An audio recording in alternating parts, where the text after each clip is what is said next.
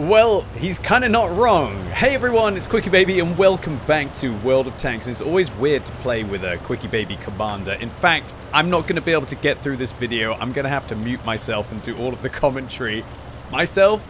Sounds weird in that way.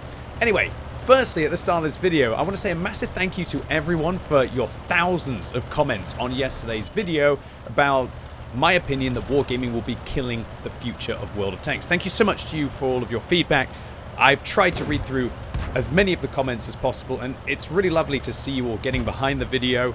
Thank you all very much for that. I really appreciate it. And I really hope that you all will deliver your feedback to wargaming through that form.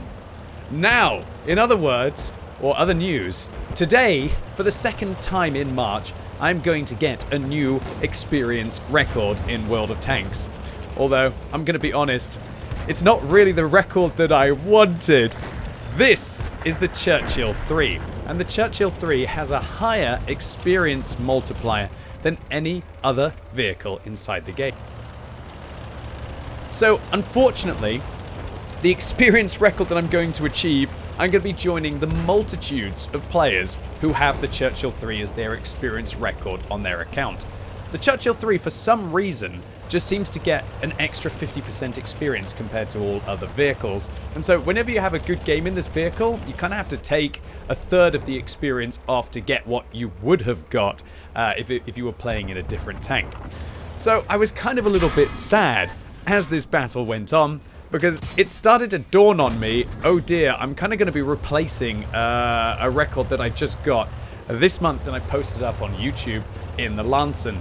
How weird that that is a record that stood the test of time for so many years, with it the predecessor being the VK2801 back when it was using the 105mm with its 150mm of high explosive anti-tank pen and a tier 5 light tank that could meet tier 10 vehicles. No, I'm not making a mistake there, that's real. Tier 5s used to be able to meet tier 10s back in the day.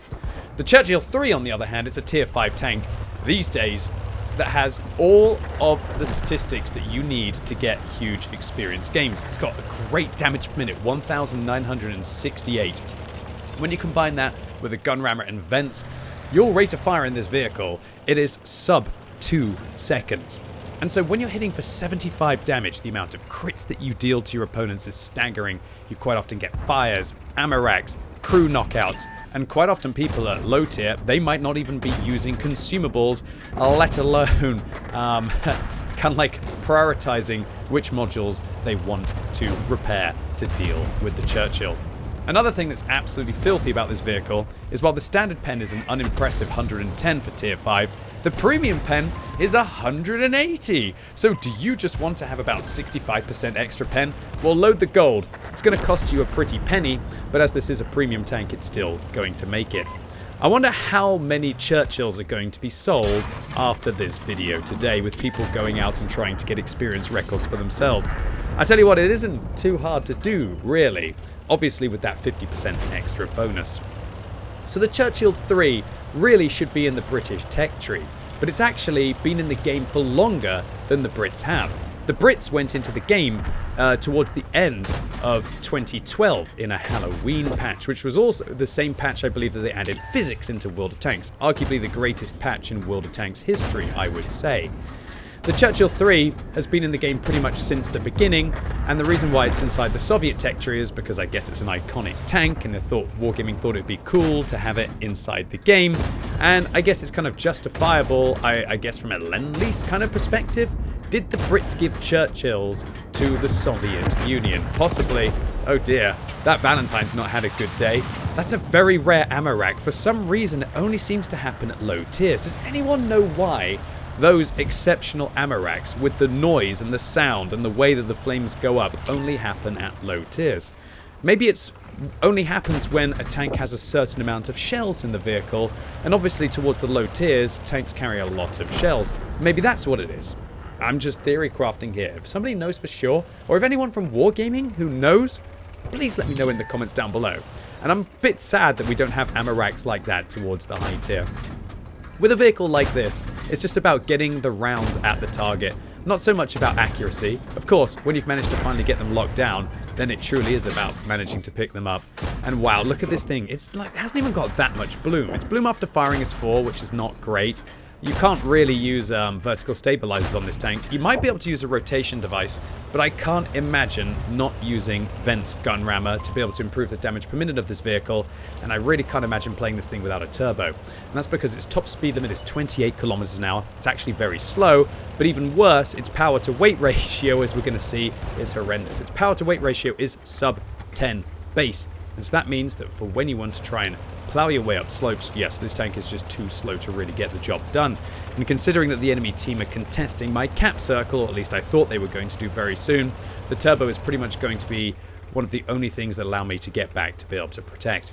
It's so weird to play this tank and be kind of getting, should we say, decent rounds for tier 7 heavy tanks in a tier 5 package. But oh dear, this Matilda 4 is going to have a bit of a laugh with me, and so is the Leopard. But oh, I didn't even stop there. Just clutch shot the Leopard on the move, denying more gold rounds to enter from that vicious little auto cannon. And oh dear, the Matilda just absolutely crippled me, firing gold round after gold round after gold round accurately into the side of my tank. So good marksmanship there by the other tier 5 Soviet premium tank. Again, a British vehicle inside the Soviet tech tree because it was in the game before the Brits were added. Would Wargaming release a premium Churchill inside the game? Do we even really have a premium Churchill inside the game inside a British tech tree? I can't think of one off the top of my head. Oh, I'm lucky that that Stuart, even though they're firing gold, doesn't manage to go through the side of my tank. And I hopefully will avoid the artillery. That Stuart was using the gun. Wait, when you pop, you can't stop. The Stuart has the most bizarre little autoloader in the game that once you fire, you have to fire all 5 rounds in quick succession with no opportunity to stop. Oh dear, I'm spamming gold rounds here at the Matilda 4, and I only managed to put 1 in at long range. But we have managed to get a top gun in this game, and I think 2,200 damage against tier 4 and tier 5 tanks should be enough most of the time to be able to have a high caliber. So yeah, this was the moment where it kind of dawned on me. If you're wondering why I was playing this tank, it's because when I'm streaming, I love nothing more than to play pole tanks. When you've got kind of like 5,000 to 10,000 people watching you play World of Tanks at the same time, you can't do tank requests in the chat. If you do tank requests in the chat, I could play like only 10% of the audience at any one time's tanks, and I'd be playing like 500 vehicles a day, which everybody knows is not possible. I've got a wonderful poll website where the lovely audience go, and everybody gets 1 vote, and then I play usually the 40 most requested tanks on a Monday, and on the other days, to add a bit of spice, I play the 20 most requested tanks and 20 random tanks as well, where the votes are based, or should I say the random tanks are based on the amount of votes that each tank got that wasn't one of the top 20 most popular. And so, accordingly, the Churchill came up, I believe on Tuesday or on Friday. I don't know, the day seems to be a bit of a blur right now after I've only just recovered from that awful flu-y thing that I had a couple of weeks ago. And also, the day seemed to be a little bit of a blur when I'm having to use so much of my mental breaking down and commentating on Wargaming's ill-conceived 1.20.1 patch, which I think could kill the future of the game. Anyway, that's why I'm playing the Churchill 3 here. Not because I'm some kind of like filthy little seal clubber. I barely play this thing, probably once every month or once every few months when the community vote for it on the poll website. And so I was kind of having a joke with Twitch right now. Oh no, what have you all done? I don't want to get a new experience record in the Churchill. I don't want to replace the Lansen when it just managed to off the VK. And it was probably starting to stress me out a little bit. And oh dear, this was really the moment where this game became outrageous. We track the KV-1SA, we damage their engine, we lock down their tracks a second time after they managed to use their repair kit. And in this situation, I am picking apart the entirety of a tier 5 Soviet tank. In this situation, I thought it was more important to land the shells accurately, which is why I'm stopping to aim. But in retrospect, I'm very lucky that the Birch gun doesn't shoot me here. So I think I should probably adjust my position. But in this kind of a scenario, you've also kind of got to just let rip with the Churchill. And what better opportunity are we going to have to even the hit points in this game and claim the entirety of an equal tier heavy? That was some nasty damage per minute, boys and girls. The Brothers in Arms, the Premium Consumable, the Gun Rammer, the Vents, all stacking together to give this thing probably about 2,500 damage per minute. And wow, we actually see the Shell Tracer on the Birch Gun, meaning that we know that they're roughly up over this slope. And if I can get rid of the Birch Gun right now, that will be huge, and I can see exactly where they are with the tracers. The person's pinging that location, but I think they're actually slightly further towards the right. In retrospect, watching it now. And we're going to have one shot into the Birch Gun, who unfortunately finishes off our T1 Heavy. I figure out that if I aim at his gun shield, I've got more chance of being able to hit him. We break his gun, which might be able to protect us.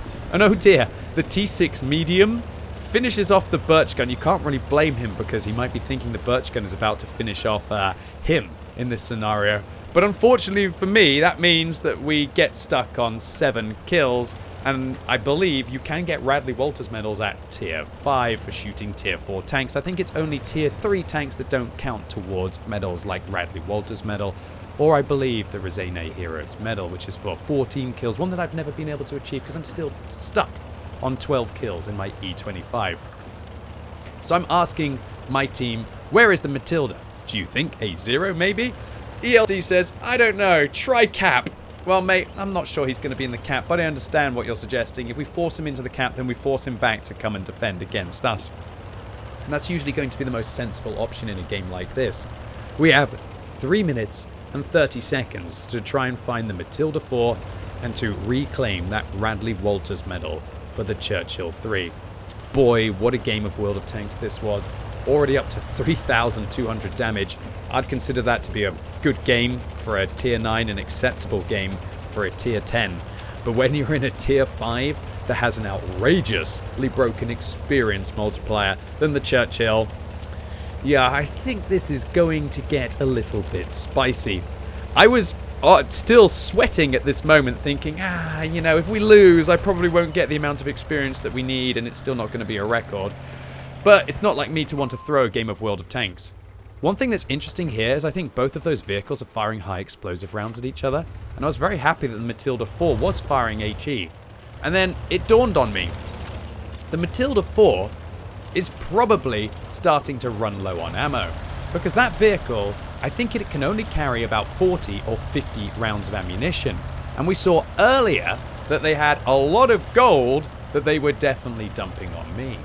And 13.5 minutes into this battle, it would not surprise me if the Matilda 4 was starting to run low on high explosive rounds. Or maybe they just decided that the T6 Medium was low enough on hit points, they thought that they could just do some damage to them around the corner.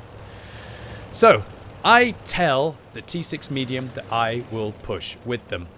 The ELC AMX on our team says no cap. T6, you too. Well, I think in this situation, mate, it's probably far best to actually go in cap. Or maybe they mean, no, you should go in cap, which is an acceptable scenario. However, in this situation, I'm kind of a little bit worried that the Matilda is going to come around the corner and go after me. And so, seeing how he's fighting the T6 Medium right now, I thought that he was going to be able to finish off that tank and then come after me. So I made the decision that I should actually go and take the fight to the Matilda 4 while I still have a chance. But I've got to be careful here. If this player actually has any armor piercing or gold rounds left, he's got 100 alpha damage, so he's going to be able to finish me off in a single shot. But we're going to risk it for the biscuit. We're going to go after this Matilda 4. We've got gold rounds loaded. I'm staying out of his proxy spotting distance for as long as possible. And then we're going to put one in. We're going to put the second in. Hopefully he's just not going to pen or he's going to miss. And he fires an HE shell. Doesn't manage to finish us off. And ladies and gentlemen, boys and girls, I had a real bad feeling that with 8 kills and 3,700 combined in this game in a tier 5 tank again with a broken multiplier, that this was going to be a record that I didn't want. And yeah, it was. And not just by a little bit. This was 2,716 base experience. We get a Radley Walters medal for our 8 kills, a steel wall for blocking enough damage to kill my vehicle, a Sparta medal for blocking with less than 10% of our hit points, and a high caliber for 3,570 damage dealt. And upon checking the Matilda on the enemy team, they had fired 62 rounds that battle, and the Matilda 4 can only carry 70 rounds of ammunition. So it's really unfortunate that that player who had dealt 2,200 damage in a tier 5 medium, in a tier 5 tank, for goodness sake, must have just run out of ammunition and did their best with the HE rounds that they had left over in the vehicle. And the result was, ladies and gents, boys and girls, this was a record that I didn't want to get. Yeah, 4,074, including the premium account. Absolutely smashed the record that we had in the Lansen of 3,339 just set this month. But I have to admit, I think I feel a little bit bad that forever on my account, henceforth, there'll be no VK2801 with the 105mm. There's not even going to be a Lansen C.